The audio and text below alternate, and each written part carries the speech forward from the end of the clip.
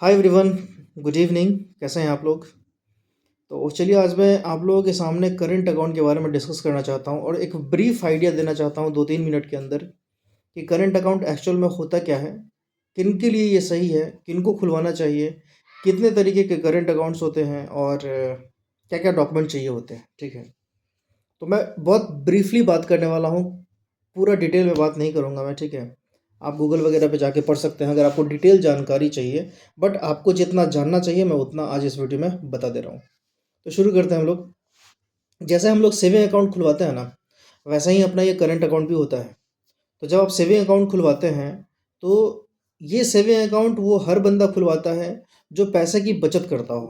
कहीं से वो काम कर रहा है, कहीं से वो कमा रहा है। ठीक है, अर्निंग स्रोत कुछ भी हो सकता है, बट वो कमा करके जो बचत करना चाहता है, जो उसके एक्सपेंसेस हो जा रहे हैं और एक्सपेंसेस के बाद जो वो पैसा कुछ बचा ले रहा है, वो पैसा चाहता है कि वो कहीं पे तो सेव करके रखे। ठीक है, तो एक तो उपाय है कि आप अपने घर में रख लीजिए, आपको उस पर कुछ मिलेगा नहीं, चोरी वोरी का डर रहता है। ठीक है, दूसरा है कि या फिर सड़ने गलने का डर रहता है, खो जाने का डर रहता है। ठीक है, बहुत सारा तरीके का डर रहता है और उस पे आपको कुछ ब्याज भी नहीं मिलता है।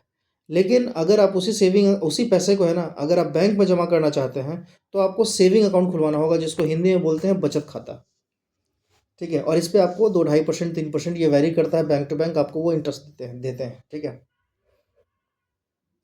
अब दूसरा जो प्रोडक्ट है वो है करंट अकाउंट, जिस पे अपन आज बात करने वाले हैं। ठीक है, जो करंट अकाउंट होता है ये जैसे बचत खाता खुलता है ना, उसी के जैसा कुछ तो सिमिलर प्रोडक्ट, कुछ तो सिमिलर प्रोसीजर होता है, जिससे अपन करंट खाता खुलवाते हैं और चालू खाता खुलवाते हैं। ठीक है, तो करंट खाता और सेविंग खाता में सबसे बड़ा जो डिफरेंस होता है कि इसमें जो आप पैसे रखते हैं बैंक में, तो करंट खाता में जो पैसा रखा होता है इस पे कोई इंटरेस्ट नहीं मिलता है। उसके पीछे का रीज़न है वो मैं आपको बता दूंगा। और जो बचत खाता होता है इसके पीछे है ना, जो पर्पस होता है कि आप पैसे को बचा रहे हैं। ठीक है, आप पैसे को रख रहे हैं, तो आप इसको निकालेंगे नहीं, वो आपके एक्सपेंस के बाद बचा हुआ पैसा है। तो जनरली ये समझा जाता है कि इस पैसे को आप छुएंगे नहीं। ठीक है, इसीलिए बैंक इस पैसे को कहीं और इन्वेस्ट करके वो कुछ पैसा कमाती है और उसके ऊपर आपको कुछ वो इंटरेस्ट दे देती है। ठीक है, तो ये दोनों के लिए विन विन सिचुएशन हो जाता है।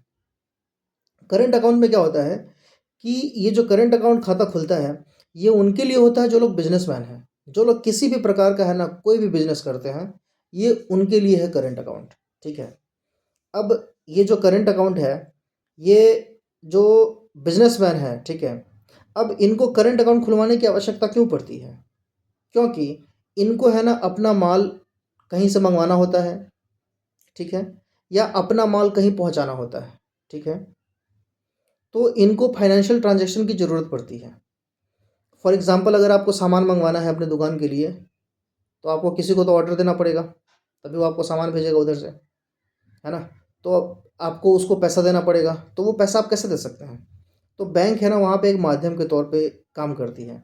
अब फॉर एग्ज़ाम्पल होता क्या है कि करंट अकाउंट में जो ब्याज नहीं मिलता उसके पीछे का रीज़न क्या है कि फॉर एग्ज़ाम्पल आज की डेट में आपके खाते में 1 लाख रुपए पड़ा हुआ है। ठीक है, ये बहुत ज़्यादा चांसेस है, मतलब 99% क्या इवन 100% चांस है कि आप आज इसे 1 लाख को आप यूज़ कर लोगे अपने बिजनेस के लिए। ठीक है, लेकिन सेविंग में क्या होता है कि आप इस 1 लाख को अगर आपने रख दिया तो इसका बहुत ज़्यादा 99% चांसेस है कि आप 1 लाख रुपए एक दिन में नहीं निकालोगे, थोड़ा बहुत करके निकालोगे, जब आपको ज़रूरत पड़ेगी तब। ऐसे आप नहीं निकालने वाले। ठीक है, तो करंट अकाउंट पे अब हम आ रहे हैं वापस कि करंट अकाउंट में क्या है कि बहुत तरीके का प्रोडक्ट होता है। पहले तो आप लोग ये समझ गए कि करंट अकाउंट होता क्या है। ये बिजनेसमैन के लिए होता है एक प्रोडक्ट, उसको लेन देन इधर उधर करना होता है, बहुत सारा ट्रांजेक्शन होते हैं करंट अकाउंट वालों के। तो ये उसको लेन देन को है ना सुलभ तरीके से उसको पहुंचा दिया जाए, तो इसके लिए करंट अकाउंट होता है। और बैंक ना तो इसमें आपको कुछ देती है, ना तो इसमें आपसे कुछ लेती है इनफैक्ट कहीं आप पैसा वैसा भेजते हैं, निफ्टी आरटीजीएस करते हैं तो थोड़ा बहुत है ना कमीशन वगैरह वो लेती है, चार्ज कटता है। ठीक है, तो वो थोड़ा बहुत लेता है। बाकी अगर इसमें देखा जाए मोटा मोटी, तो ना तो आप बैंक को कुछ देते हो, ना तो बैंक आपसे कुछ लेती है। ठीक है, बैंक आपसे छोटा मोटा वो कमीशन के तौर पे लेती है, बस बात खत्म। बाकी जो आपको वो सर्विस मुहैया करा रही है, ऑफ कोर्स कुछ तो लेगी, तभी तो वो आपको सर्विस दे रही है ना। पहला चीज़ ये हो गया, ये आप समझ गए कि करंट अकाउंट किसके लिए है। अब ये समझते हैं क्यों है, वो भी बता दिया मैंने, है ना। अब इस पे इंटरेस्ट क्यों नहीं देती है बैंक, उसके पीछे का रीज़न है, वो भी बता दिया मैंने। अगर आप ध्यान दिए होंगे तो, कि अगर आपके खाते में आज 1 लाख रुपए है, वो 99% या 100% चांस है कि आज 1 लाख के 1 लाख उड़ जाएगा, निकल जाएगा, है ना? तो आपने खाते में तो रखे हैं, लेकिन वो कब निकल गया, बैंक को तो वो पैसा रियलाइज़ ही नहीं हुआ, ठीक है? तो वो उस पे इसीलिए इंटरेस्ट नहीं देती है, क्योंकि जो करेंट अकाउंट का जो पैसे का जो फ्लक्चुएशन होता है ना, वो बहुत ज़्यादा होता है, बहुत ज़्यादा होता है, ठीक है? तो ये एक रीज़न है, ठीक है? कि वो इंटरेस्ट नहीं देती है। दूसरा, करंट अकाउंट के लिए मैं आपको बता रहा था कि कितने तरीके के होते हैं।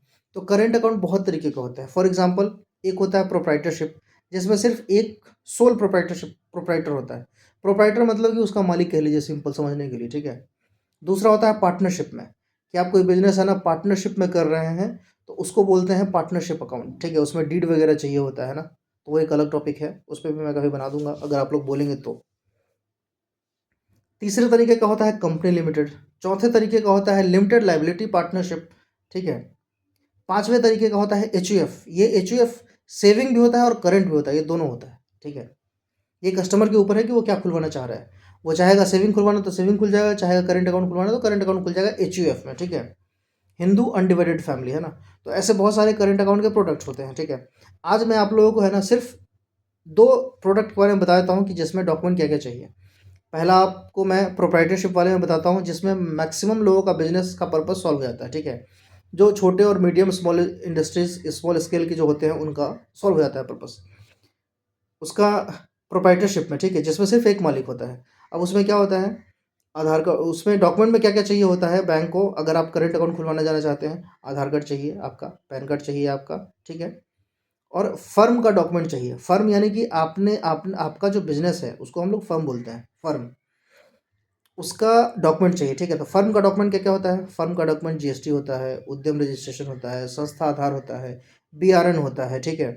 फॉर्म 16 होता है, ठीक है? तो ये बहुत सारे डॉक्यूमेंट होते हैं, फर्म के कैटेगरी के हिसाब से वो डॉक्यूमेंट्स चाहिए होते हैं। तो बैंक को है ना, ख़ास करके जो सरकारी बैंक है, उनको जनरली 2 डॉक्यूमेंट चाहिए होते हैं, ठीक है? प्राइवेट बैंक में है ना, 1 डॉक्यूमेंट में भी खाता खुल जाता है।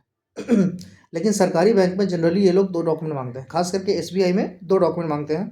प्राइवेट बैंक में एक ही डॉक्यूमेंट पे खाता खुल जाता है, ठीक है? अब मैं ये कंपेयर करके भी ना आपको कभी बता दूंगा मैं कि दोनों में से सबसे अच्छा क्या होता है, प्राइवेट बैंक का क्या होता है और सरकारी बैंक का क्या होता है।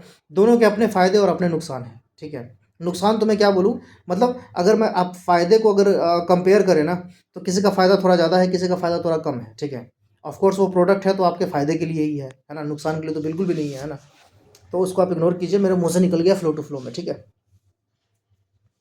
तो डॉक्यूमेंट के बारे में मैं बता देता हूँ, वो प्रोप्राइटरशिप वाले डॉक्यूमेंट के बारे में मैंने बता दिया। अब आपको पार्टनरशिप वाले डॉक्यूमेंट के बारे में बता देता हूँ, ठीक है?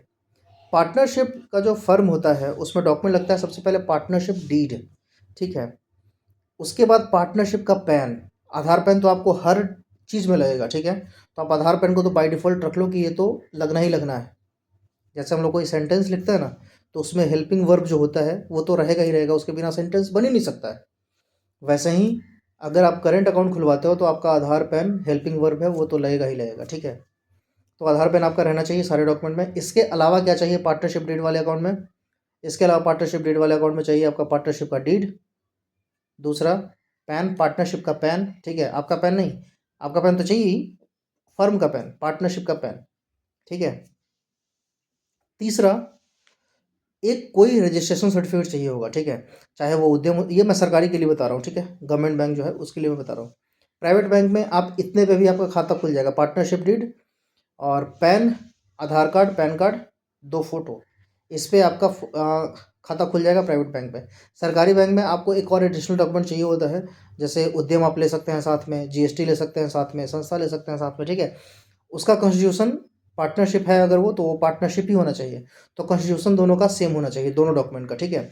ऐसा नहीं कि आपने पार्टनरशिप इधर पार्टनरशिप डीड बनवा लिया है और उधर आपने है ना सोल प्रोप्राइटरशिप पे है ना वो उद्यम आधार बनवा करके लेके आ गए हैं। क्योंकि जो लोग जनरली जो ई मित्र वाले उद्यम आधार बनाते हैं, उनको पता नहीं चलता, वो सबको है ना प्रोप्राइटरशिप ही बना देते हैं। तो अगर आप भी कभी जा रहे हो अपना उद्यम बनवाने, तो आपके फर्म का जो कॉन्स्टिट्यूशन है वही बनवाना। अगर पार्टनरशिप में है तो पार्टनरशिप में बनवाओ, कंपनी लिमिटेड है तो कंपनी लिमिटेड में बनवाओ, नहीं तो बैंक वाले वो इसको रिजेक्ट कर देंगे, ठीक है? तो ये एक छोटा सा था कि चलो मैं कुछ नॉलेज शेयर करता हूँ, मैं भी खाली बैठा रहता हूँ, है ना? तो टाइम पास करने का एक तरीका है बस। बाकी आप मेरे किसी भी लाइन को है ना ऐसे मत मान लेना कि मैं ये ऑफ़िशियली कुछ आपको बता रहा हूँ, बिल्कुल नहीं। आपको बैंक वाले जो बताएँगे वही सत्य होगा लास्ट में, ठीक है? मैं तो बस अपने तरफ से ज्ञान दे रहा हूँ थोड़ा बहुत, ठीक है? जिससे आपको थोड़ा बहुत नॉलेज मिल जाए। बाकी जो मैं बोल रहा हूँ ऑलमोस्ट वैसा ही होने वाला है, उसके अलग कुछ नहीं होने वाला है, ठीक है? तो वीडियो ख़त्म करते हैं, मिलते हैं अगले वीडियो में। किसी और प्रोडक्ट के बारे में बात करेंगे, सेविंग अकाउंट के बारे में बात कर लेंगे या करंट अकाउंट के बारे में बात करेंगे और कंपेयर करेंगे कि प्राइवेट में और गवर्नमेंट बैंक में, ठीक है? दोनों बैंक में क्या अंतर होता है? क्या आपको सर्विसेज़ का किधर ज़्यादा मिलता है? क्या आपके लिए फ़ायदेमंद का चीज़ है ना? किधर आपको ज़्यादा फ़ायदा है? ये सब मैं आपको डिस्कस करूँगा अगले वीडियो में। तो आपको सब्सक्राइब कर लेना चाहिए और लाइक कर लेना चाहिए। ज्ञान आपको ज़रूर मिलेगा। रील्स-वील्स तो इधर नहीं मिलेगा, ठीक है? चलिए, बाय-बाय।